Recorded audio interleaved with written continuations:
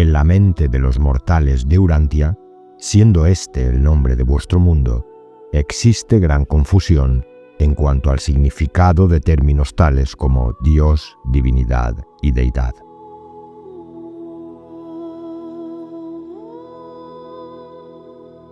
Si yo te dijera que buena parte de lo que Juan José Benítez cuenta en Caballo de Troya sobre Jesús de Nazaret está inspirado en un libro gigantesco y anónimo, dictado a un tipo mientras dormía en Chicago en los años 30 por seres celestiales, ¿me creerías? Suena demasiado rocambolesco, ¿verdad? Y sin embargo es justo lo que se cuenta. Una historia real, documentada, y bastante más extraña de lo que parece al principio. Porque el libro de Urantia es, literalmente, un libro revelado o canalizado que afirma que la Tierra se llama así, Urantia, que Jesús no era solo un profeta, sino como un jefe encargado de todo un universo local, y que nuestra historia está dirigida desde despachos cósmicos y centros de poder espiritual con nombres imposibles. Dicho así suena a ciencia ficción, y sin embargo cuando lo lees te hace dudar. A mí, de hecho, me explotó la cabeza de jovencito. Yo llegué al libro de Urantia después de leer La rebelión de Lucifer, de Benítez. Me animé a ir directo a lo que se decía que era la fuente original, y de repente me encontré con un tocho enorme, miles y miles de páginas que mezclaban ángeles administrativos, razas cósmicas y una biografía de Jesús tan detallada y tan distinta que daba casi miedo. No era el típico librito de autoayuda ni el evangelio de siempre, y la verdad, eso me enganchó. Era como si alguien hubiera cogido la Biblia y la hubiera reescrito a lo bestia como un manual de metafísica, espiritualidad e historia galáctica. Durante años lo tuve en un pedestal. Me parecía la gran revelación moderna. Dios como Padre amoroso, universos superpuestos, un plan cósmico para cada alma. Todo encajaba y en su lógica interna tenía sentido. Luego, con los años, la cosa cambió. La ciencia que explicaba se quedó algo antigua. Había además ideas raciales muy de su época, y esa sensación incómoda de que quizá detrás de los consejeros divinos y las brillantes estrellas vespertinas había simplemente un grupo de humanos muy listos, muy leídos y muy anónimos jugando a hacer de dioses. Pero ojo, que hoy dude de su origen no significa que el libro no tenga fuerza ni valor. Para mucha gente, el libro de Urantia ha sido una puerta de salida de la religión rígida e incluso infantil del miedo al infierno y del Dios juez que castiga. Es como un despertador. Igual el universo y la realidad son mucho más grandes, más complejos y con más capas de lo que te han contado. Y solo esa idea, te quedes o no con el libro, ya merece la pena. Pero yendo al grano, ¿qué es exactamente el libro de Urantia? Oficialmente es una revelación moderna de casi 200 documentos dictados por entidades celestiales usando a un sujeto durmiente como intermediario. Estas entidades se presentan solo con títulos: perfeccionador de la sabiduría, jefe de serafines, consejero divino, y traen un nombre nuevo, supuestamente el verdadero, para nuestro planeta, Urantia. Todo el asunto arranca con un psiquiatra de Chicago, William Sadler, que coordinó un grupo de estudio dedicado durante décadas a hacer preguntas y recibir respuestas de arriba o de otra dimensión, hasta que en 1955 el material, que era inmenso, ya organizado, se publicó. Para sus seguidores, eso fue la quinta gran revelación de la historia del planeta. Yo ni sabía que, según el propio libro, había habido 4 revelaciones anteriores, pero una simple búsqueda te dirá cuáles son: la del príncipe planetario, la de Adán y Eva, la de Melquisedec y la de Jesús. Y como quinta, esta, el libro de Urantia. Para sus críticos, como imaginarás, el libro de Urantia no es más que una novela teológico-espiritual gigantesca disfrazada de revelación. Un collage de ideas de principios del siglo XX, con cosmología algo desfasada, teorías raciales inaceptables y reinterpretaciones de Jesús que chocan de frente con el cristianismo clásico. ¿Quién tiene razón? Dios sabrá. ¿Estamos ante un mensaje de lo alto o ante un producto monumental del inconsciente de unos cuantos anónimos? Hoy vamos a entrar en el corazón de este extenso misterio canalizado. No busco convertirte al urantianismo ni descalificar el libro porque sí. Quiero enseñarte qué contiene, qué propone y tratar de ver en qué acierta y en qué patina. Como digo, si has leído la gran saga Caballo de Troya de Juanjo Benítez, si te intriga la figura de Jesús, o si simplemente sospechas que hay algo que las religiones de siempre no terminan de explicar, te invito a ver el vídeo completo. Te lo aseguro, no te va a dejar indiferente. Comenzamos.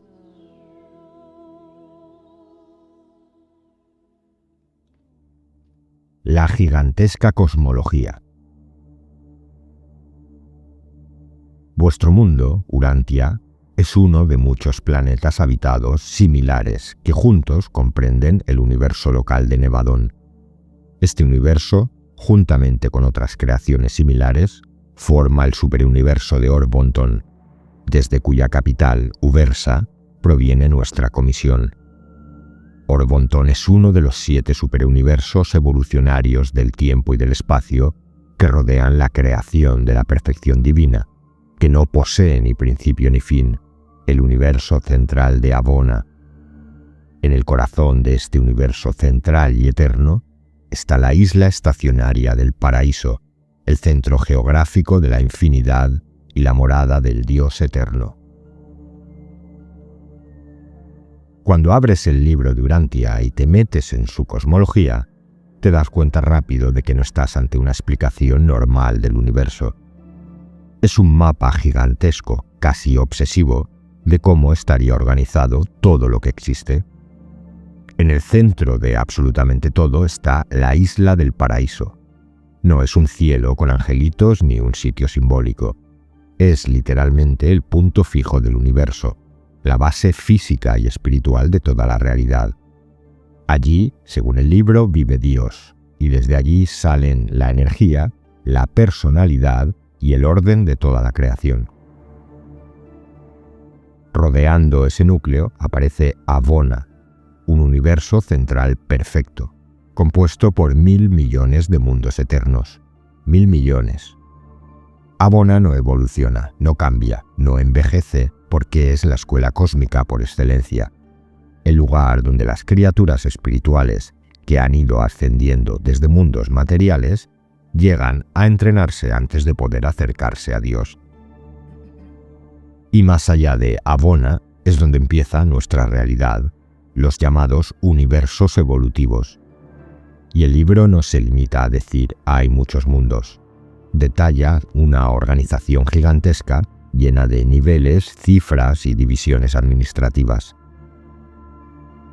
Existen 7 superuniversos, que son enormes regiones del espacio que orbitan alrededor del centro paradisíaco en una forma de elipse gigante. Cada uno de esos superuniversos contiene aproximadamente 1 billón de mundos habitados, y entre los 7 superuniversos suman unos 7 billones de planetas capaces de albergar vida. La Tierra, o Urantia, está en el 7º superuniverso, llamado Orbonton, cuya zona central coincidiría con el núcleo de la Vía Láctea. Pero esto es solo el principio. Luego cada superuniverso está dividido en sectores mayores, sectores menores, universos locales, constelaciones y sistemas planetarios. Un universo local contiene 100 constelaciones. Cada constelación 100 sistemas, cada sistema puede llegar a tener hasta 1000 mundos. Nuestro hogar está dentro del universo local de Nevadón, que es relativamente joven y que según el libro todavía se está completando, y con capacidad para acoger hasta 10 millones de mundos habitados. La capital de este universo local se llama Salvington y su gobernante es un ser divino llamado Micael de Nevadón, al que identifican directamente con la personalidad que encarnó en Jesús de Nazaret. Es decir, para el libro de Urantia, Jesús no fue solo un maestro espiritual, sino el propio creador y administrador de un universo local entero. Nevadón, a su vez, pertenece al sector menor de Ensa, que como hemos dicho forma parte de Orbonton, el séptimo superuniverso. Pero más allá de esos 7 superuniversos, el libro describe zonas aún no habitadas, enormes espacios exteriores donde se estarían formando nuevas creaciones que algún día también entrarían dentro del plan divino. En resumen, toda esta cosmología dice: el universo es inmenso y está perfectamente organizado y nada es caótico. Todas las galaxias siguen rutas determinadas, como una creación en inmensa procesión, girando alrededor de la primera fuente y centro, es decir, Dios. Lo que nos parece desorden por su escala, es en realidad parte de un diseño preciso, como un reloj gigantesco. Incluso las fuerzas físicas, gravedad, energía, luz, son expresiones controladas por inteligencias divinas. El universo, al final, es un organismo vivo, dinámico, mantenido y supervisado por capas y capas de seres espirituales, que veremos después.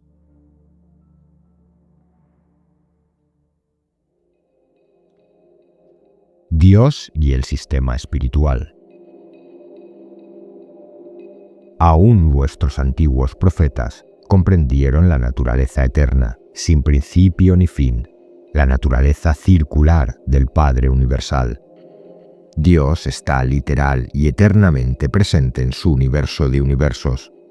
Él habita el momento presente, con toda su majestad absoluta y su eterna grandeza. Si la cosmología del libro de Urantia ya te ha parecido enorme, su parte filosófica y espiritual te lo parecerá todavía más. Nos cuenta qué pinta Dios en todo ese entramado gigantesco, qué pintamos nosotros y cuál sería, según ellos, el plan maestro para cada alma humana. Dios no es un creador distante, ni un principio abstracto impersonal al estilo filosófico. En el libro de Urantia, Dios es Padre Universal, con todas las letras. Padre, no dueño, no juez, no Señor Todopoderoso. Y además es un Padre cercano, muy personal, que conoce, ama y busca una relación con cada una de las criaturas del universo. El libro empieza diciendo que Dios es la primera fuente y centro de todas las cosas. Pero acto seguido insiste: este Dios tiene personalidad, reparte personalidad y quiere que sus criaturas lo conozcan libremente. Si Dios es Padre de todos, entonces todos somos hermanos. No como una frase bonita de catequesis, sino como principio espiritual real y absoluto. Esa hermandad universal aparece una y otra vez, como si fuera la columna vertebral del mensaje del libro. La dignidad humana deriva de que, seas quien seas, tienes origen divino. Para el libro de Urantia, entender esto es el paso 1 para cualquier progreso espiritual real. Pero la cosa se complica o se vuelve interesante cuando el libro amplía lo que entendemos por deidad. Además del Padre Universal, presenta una estructura divina más amplia. Arriba del todo están el Padre Universal, el Hijo Eterno y el Espíritu Infinito. Son 3 personas divinas coiguales, formando la llamada Trinidad del Paraíso. Esta Trinidad no es un misterio incomprensible, sino una especie de núcleo perfecto desde el cual se coordina toda la realidad espiritual. Luego aparece algo llamado Dios el Supremo. Esta figura no aparece en ninguna religión clásica. El Supremo sería una deidad en proceso, una especie de Dios emergente o en potencia, que se va formando con la experiencia acumulada de todo el universo. Dicho de otra manera, el Dios Supremo es la suma de todas las victorias espirituales, de todas las decisiones buenas, de toda la verdad, belleza y bondad conquistada por las criaturas a lo largo del tiempo.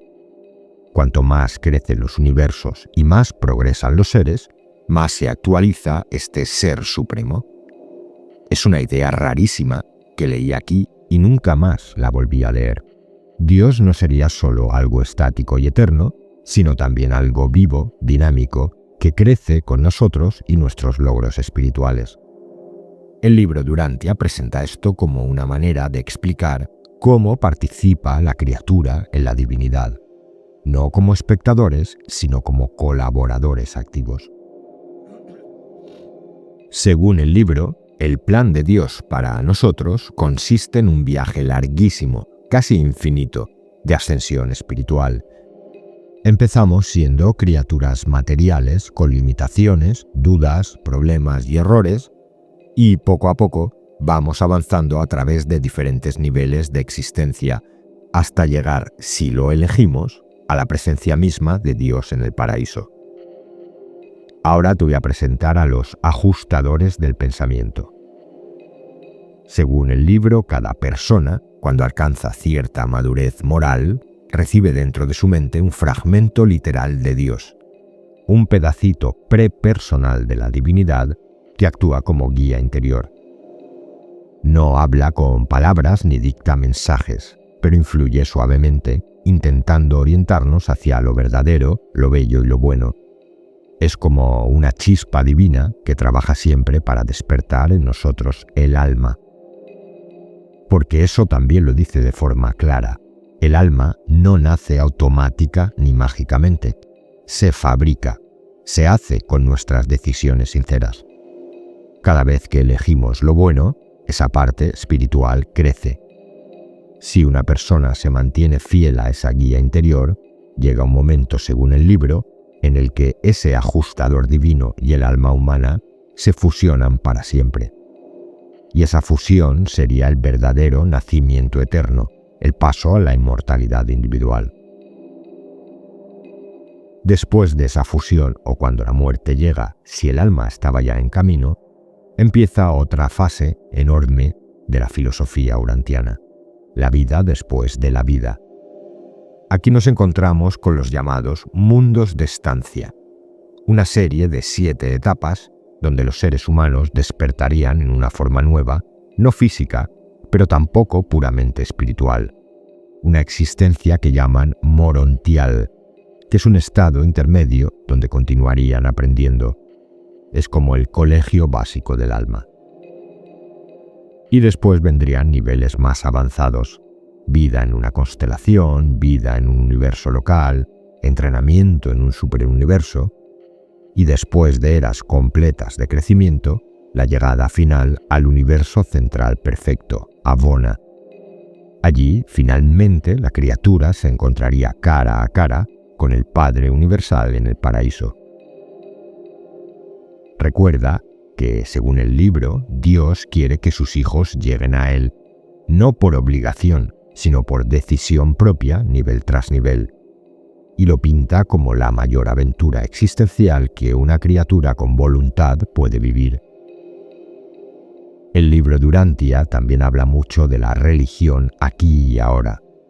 Marca diferencias claras entre dos tipos de espiritualidad, la que llama religión de autoridad, con reglas, dogmas, templos, etc., y la religión del espíritu, que es la que propone el libro, sin intermediarios. No depende de sacerdotes, ni de libros sagrados, ni de doctrinas fijas.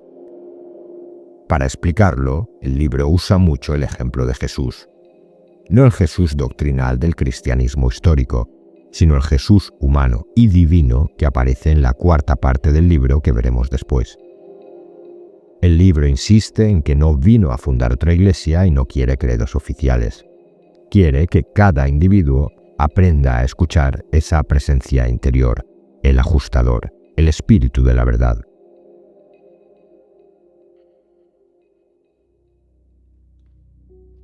Jerarquías y seres celestiales. Todas las órdenes de las huestes angélicas están dedicadas a los diversos servicios universales y ministran de una manera u otra a las órdenes más elevadas de los seres celestiales. Pero son los supernafines, seconafines y serafines quienes en grandes números están empleados en el fomento del esquema ascendente de la perfección progresiva para los hijos del tiempo. Funcionando en el universo central, los superuniversos y los universos locales, ellos forman esa cadena ininterrumpida de ministros espirituales que el Espíritu Infinito ha provisto para la ayuda y guía de todos los que buscan conseguir al Padre Universal a través del Hijo Eterno. Como imaginarás, el libro de Urantia no se limita a hablar de ángeles y ya está. Lo que presenta es un universo lleno de personalidades, niveles administrativos, funciones específicas y una jerarquía que parece sacada de un ministerio cósmico infinito. Arriba del todo están las personalidades ligadas a la Trinidad del Paraíso, que sería el Consejo Supremo de la Realidad. Un ejemplo impresionante son los Ancianos de los Días, 3 seres que gobiernan cada superuniverso. Son presentados como jueces perfectos de sabiduría milenaria, los únicos con autoridad para decretar la extinción definitiva de una criatura rebelde. Es decir, si alguien con voluntad se desvía del plan divino y rechaza la vida espiritual hasta el final, ellos serían los que firman la sentencia. En los niveles inferiores de gobierno están los perfecciones de los días y los recientes de los días, que administran sectores gigantescos formados por miles de universos locales. Bajando un poco en la escala, encontramos a los hijos de Dios, no en sentido religioso simbólico, sino de órdenes concretas de seres divinos.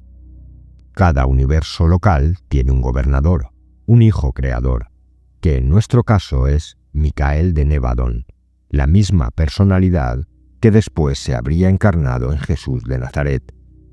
Y no actúa solo, trabaja en pareja con la Madre Espíritu del universo local, una presencia femenina del Espíritu Infinito.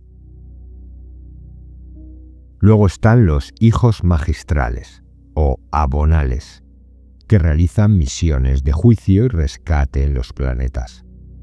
En Urantia nunca encarnó uno porque estas funciones, según el libro, ya las cumplió el propio Jesús con su vida. Y dentro de los hijos de origen local encontramos grupos muy variados.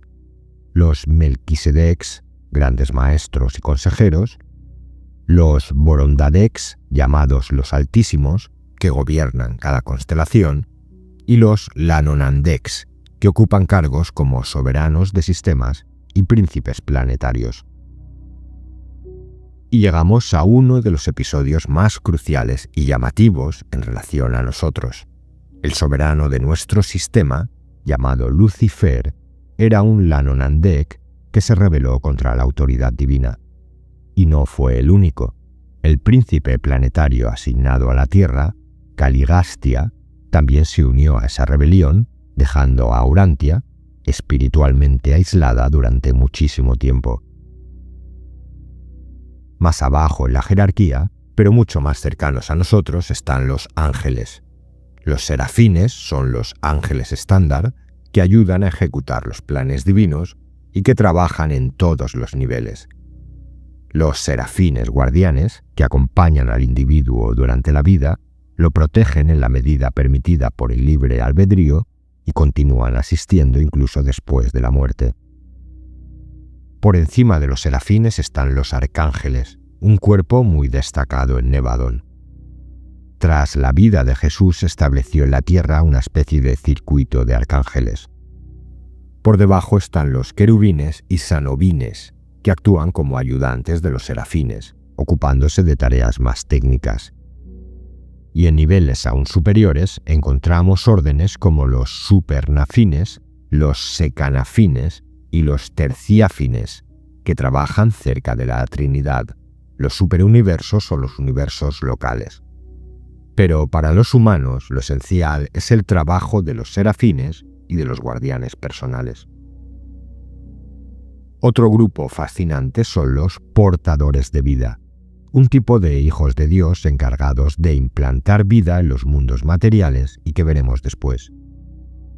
Y luego están los seres intermedios, que son especialmente interesantes porque, según el libro, viven en la Tierra ahora mismo, a medio camino entre lo físico y lo espiritual, demasiado refinados para ser vistos por nuestros sentidos, pero demasiado densos para ser ángeles.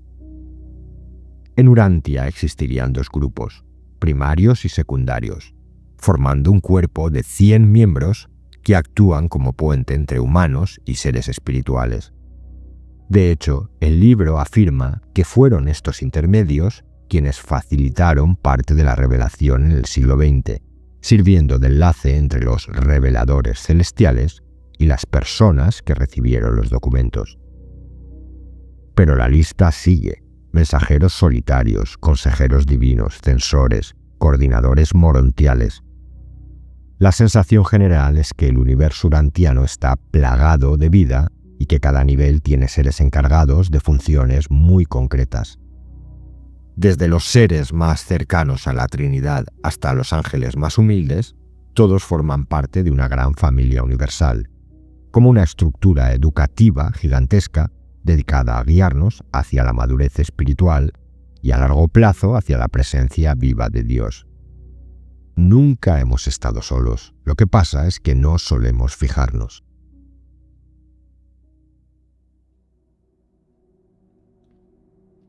La verdadera historia de la Tierra, Urantia.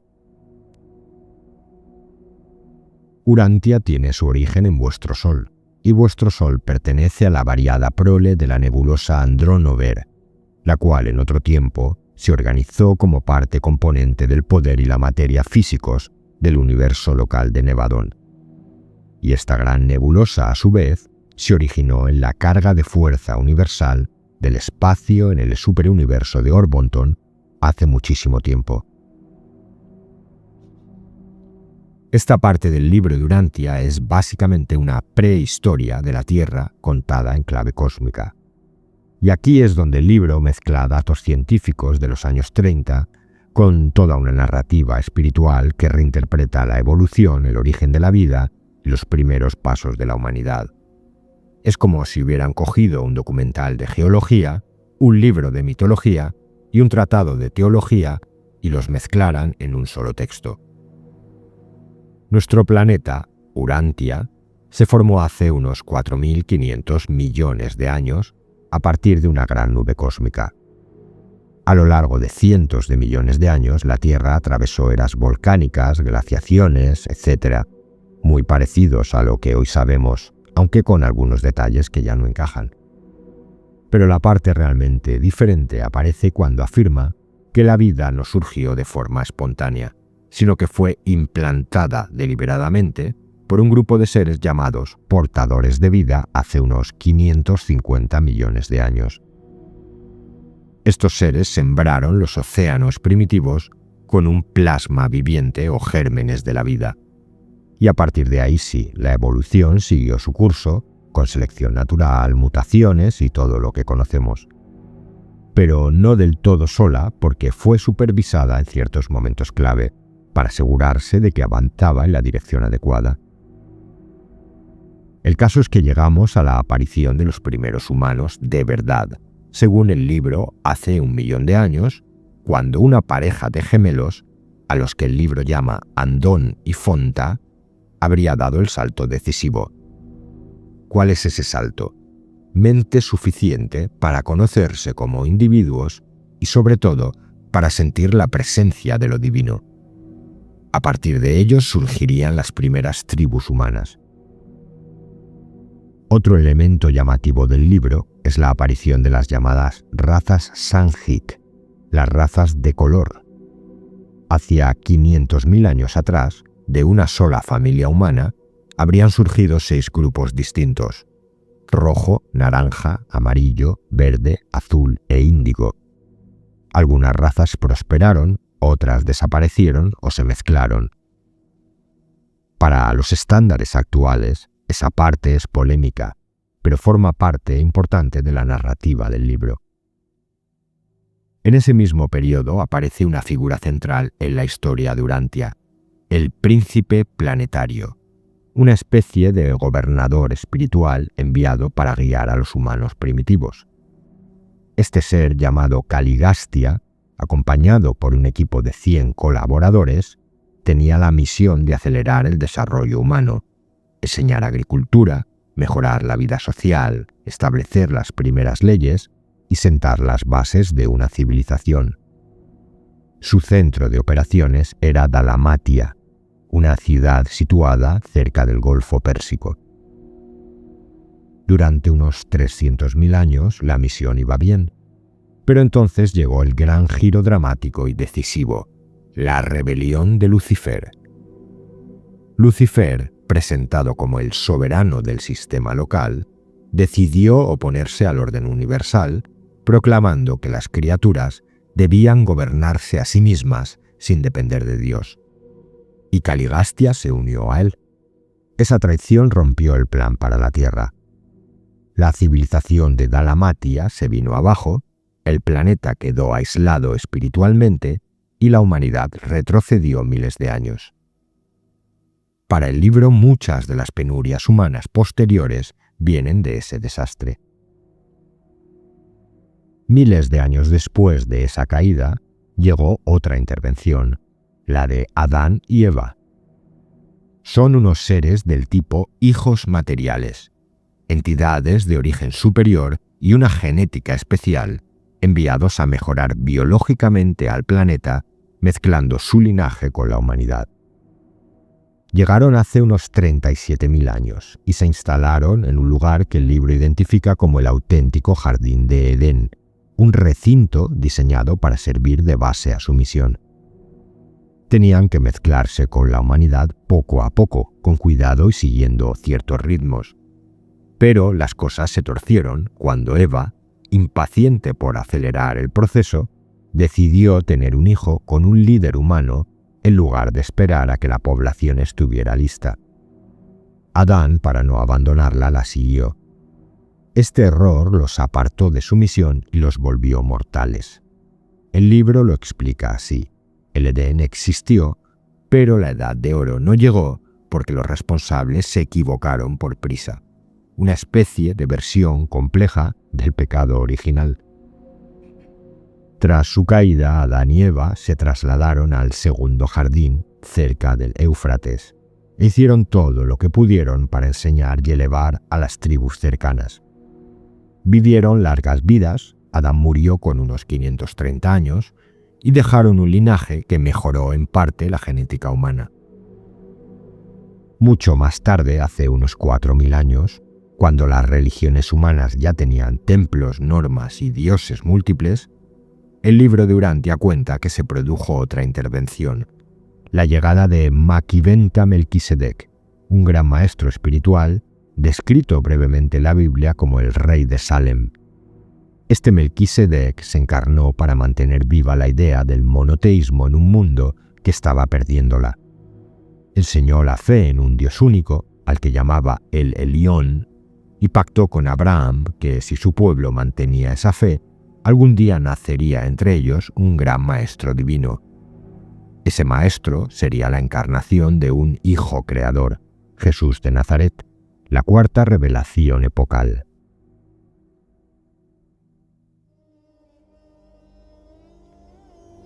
Un Jesús de Nazaret sorprendente. He sido encomendado por Gabriel para supervisar la nueva presentación de la vida de Micael durante su estadía en Urantia, en semejanza de carne mortal. Soy el director Melquisedec de la comisión reveladora a cargo de esta tarea, y he sido autorizado para presentar esta narrativa de ciertos acontecimientos inmediatamente precedentes a la llegada del Hijo Creador a Urantia, para recorrer la última etapa de su experiencia auto-otorgadora en el universo. Vivir tales vidas idénticas a la que él impone a los seres inteligentes de su propia creación, otorgándose así en semejanza de sus varias órdenes de seres creados, es parte del precio que cada hijo creador debe pagar si quiere adquirir la soberanía plena y suprema en el universo de cosas y seres por él creado. La cuarta parte del libro Durantia es literalmente un mundo aparte. Son más de 700 páginas dedicadas solo a Jesús. No a lo que hizo así en general, sino que detalla cada año, cada etapa, cada decisión, desde antes de nacer hasta después de morir. Esta parte es la joya de la corona, aunque para los críticos es una biografía imaginada, y no se parece en nada al Nuevo Testamento. El libro cuenta que esta narración fue elaborada por una comisión de 12 seres intermedios a medio camino entre lo material y lo espiritual, usando como base un registro superhumano del apóstol Andrés. Eso significa que, según el propio texto, las enseñanzas y anécdotas no vienen de los evangelios, sino de una especie de archivo espiritual que habría conservado lo que Andrés vio y escuchó con precisión total. El libro sitúa el nacimiento de Jesús en el año 7 a.C. en Belén, hijo de María y José. Esto coincide más o menos con lo que muchos historiadores creen hoy, que Jesús probablemente no nació en el año 0. En cuanto a la infancia, aquí encontramos un Jesús mucho más humano y más cercano, un niño despierto, curioso, con una bondad natural, pero también con muchas preguntas y contradicciones. El libro habla de sus juegos, de su relación con sus hermanos, porque en el libro tiene una familia numerosa, y de los momentos que le marcaron. Uno de esos momentos es la famosa visita al templo cuando tenía 12 años. Describe las preguntas que hizo, la impresión que causó en los maestros y cómo ese viaje a Jerusalén lo enfrentó por primera vez con el contraste entre la religiosidad oficial y la verdadera búsqueda espiritual. Después vienen los años silenciosos, esos que en la Biblia casi no aparecen. Describe con minuciosidad cómo Jesús tuvo que hacerse cargo de su familia tras la muerte de José, trabajando de carpintero, negociando, viajando, aprendiendo de otras gentes. Habla incluso de visitas a Damasco, Alejandría, Roma, y de encuentros con filósofos, comerciantes, soldados y esclavos que habrían ampliado su visión del mundo.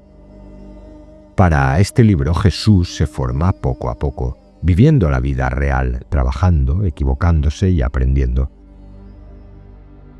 Hasta que a los 30 años llega el bautismo, que no es solo simbólico, porque aquí Jesús recupera por completo la memoria de su identidad divina como Micael de Nevadón, el hijo creador del universo local al que pertenecemos. Esto marca el inicio de su misión pública, que es un proyecto muy estructurado. Elegir a los 12, formarlos, enseñarles cómo enseñar y preparar de manera gradual la revelación del reino de los cielos. Los apóstoles se describen aquí como personas reales y con carácter. Pedro era impulsivo, Tomás era analítico y Judas extremadamente capaz, pero inestable. Dedica capítulos enteros a explicar sus personalidades, sus dudas y las conversaciones privadas que tenían con Jesús. Es una parte muy rica y muy humana. Sobre los milagros, el libro de Durantia es tajante. Jesús nunca los hizo para demostrar poder ni para manipular la fe de nadie. Dice que evitaba a toda costa hacer espectáculos. Las curaciones y hechos extraordinarios los presenta como respuestas naturales de alguien en perfecta armonía con la voluntad del Padre y siempre realizadas desde la compasión. Las enseñanzas públicas son las que reconoceríamos de los evangelios, pero ampliadas. Dios como Padre amoroso, el amor como clave espiritual, la importancia de perdonar, confiar en la providencia divina y sobre todo vivir la hermandad humana. El reino de Dios no es un gobierno literal, sino una experiencia interior. Aceptar a Dios en el corazón y vivir desde su espíritu. Y llegamos a la crítica a la religión rígida de su tiempo. Jesús no rechaza la ley hebrea, pero sí las interpretaciones que la vuelven dogmática. Defiende que el sábado fue hecho para el hombre, que la tradición nunca debe apagar el espíritu, y que la fe auténtica se reconoce en el amor, no en los ritos. El libro de Urantia añade además muchísimos episodios que no existen en la Biblia. Por ejemplo, conversaciones con Rodán de Alejandría, un filósofo estoico, diálogos con mujeres de su círculo, largas charlas nocturnas con apóstoles sobre la naturaleza de Dios, la mente humana, el miedo. También describe situaciones muy humanas, Jesús ahorrando para sostener a su familia, mediando conflictos entre hermanos, enseñando a jóvenes griegos, etc. La última cena está contada de forma minuciosa, con un discurso de despedida cargado de enseñanzas profundas. Jesús les habla del Espíritu de la Verdad, como una presencia espiritual que enviará después de su marcha para guiarlos personalmente. Las horas en Getsemaní también están muy elaboradas. Se percibe la angustia, las oraciones, el esfuerzo por mantenerse firme sin perder la serenidad, el arresto, los juicios ante las autoridades y el comportamiento de Jesús se narran con mucho detalle, mostrando a un hombre completamente dueño de sí. Sobre la crucifixión, el libro de Urantia se distancia mucho de la teología cristiana clásica. No ve la muerte de Jesús como un sacrificio exigido por Dios, ni como un pago por los pecados. Es simplemente la triste consecuencia de la ignorancia humana. Es decir, Jesús no vino para salvar con su sacrificio, sino que la verdadera importancia de Jesús está en su vida y en lo que reveló sobre el carácter de Dios. Y finalmente, la narración de la resurrección también tiene su propio estilo, porque afirma que Jesús resucitó en forma morontial, un tipo de cuerpo, como hemos dicho, intermedio entre lo material y lo espiritual, y describe las apariciones posteriores con muchísimo más detalle que los evangelios.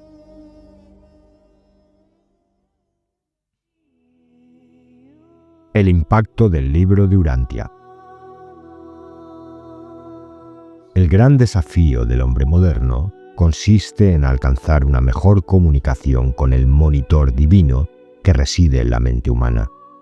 La aventura más grande del hombre en la carne consiste en un esfuerzo bien balanceado y sano por avanzar los límites de la autoconciencia hasta los ocultos reinos de la conciencia embriónica del alma, en un esfuerzo sincero por alcanzar el terreno que linda con la conciencia espiritual, al contacto con la presencia divina. El impacto del libro de Urantia, la verdad es que nunca ha sido masivo, pero sí persistente. No creó una religión nueva ni arrastró multitudes, pero estoy seguro que dejó huella en gente muy distinta, porque el libro junta ciencia, fe y filosofía en un mismo cóctel revelado, aunque a veces se le vaya la mano. Hemos visto que su cosmología rebosa seres, jerarquías y propósitos, y que su Dios es un Padre cercano, sin jueces enfadados ni culpas. Y por supuesto su Jesús. Su Jesús, bueno, es un personaje tan humano y tan divino a la vez, que la verdad es que engancha y gusta. Problemas, claro, los tiene, y aún así ahí sigue, incómodo e inclasificable. Pero mira, más allá de las polémicas, más allá de que como libro revelado puedas creértelo o no, es un detonador espiritual que funciona. No importa si es una revelación, ficción o un largo espejismo inconsciente escrito por varias manos. Lo que importa es lo que haga en ti. Si después del vídeo te vas a buscar el libro de Urantia, que por cierto está disponible en su página oficial de modo gratuito y en español, misión cumplida. Eso sí, prepárate a leer y mucho. Y después lo demás ya es cosa tuya. Si quieres apoyar el canal y participar eligiendo los próximos temas, puedes hacerte miembro por el precio de un café al mes. Cada comentario y cada vez que compartes el vídeo estás ayudando al canal. Gracias por formar parte de esta comunidad.